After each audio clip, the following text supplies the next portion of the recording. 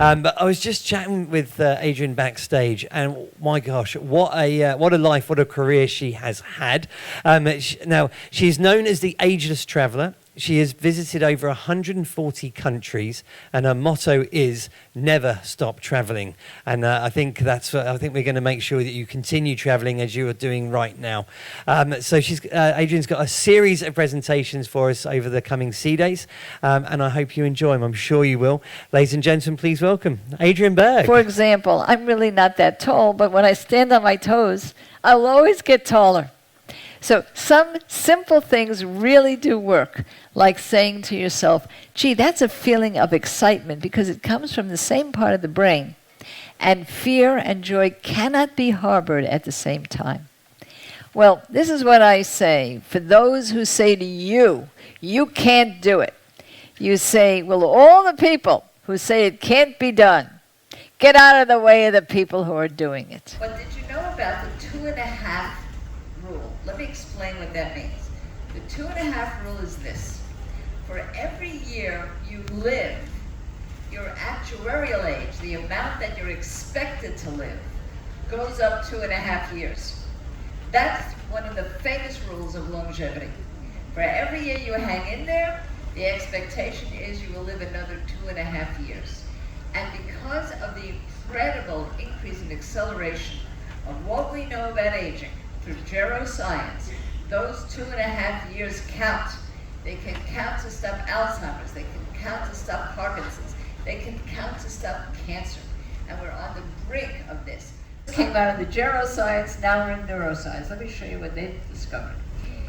Better memory, more adaptability, faster learning, increased dopamine, which by the way is that's the happy medicine.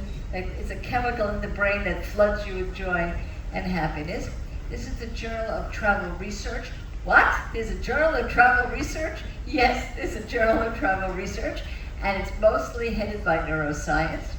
And that's all about those novel environments, like a gym for your brain. Every neuroscience in the scientific experiment, every neuroscientist will tell you that the brain is plastic. What that means is we make new connections constantly. It's a new thing here. I loved it. What they did was they took people and they put them on a stationary bicycle.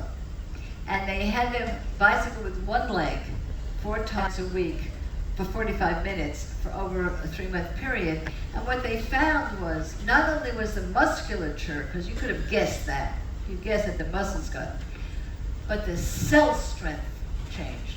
The mitochondria is sort of like, for our purposes, is the energy of the cell. So for those of you who don't love exercise, for those of you who need motivation for exercise, for those of you who say, I don't want to be a bodybuilder, I don't care so much how I look, from that point of view, it's not that. It's the energy that the cell derives from the exercise that makes the difference. Comparing people who don't vacation versus people who do vacation. They were comparing people who all vacationed. But the more they did so, the better off they were. And they were measuring those 8 things that I showed you, their immune system, right? Their inflammation, how their genes express themselves, their methylation, which is interesting, but it has to do with cell health.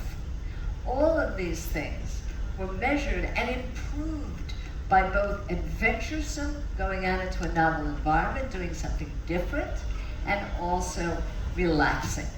So imagine if you had a vacation, this is why I talk about a ship, where you did both. It's purpose-built.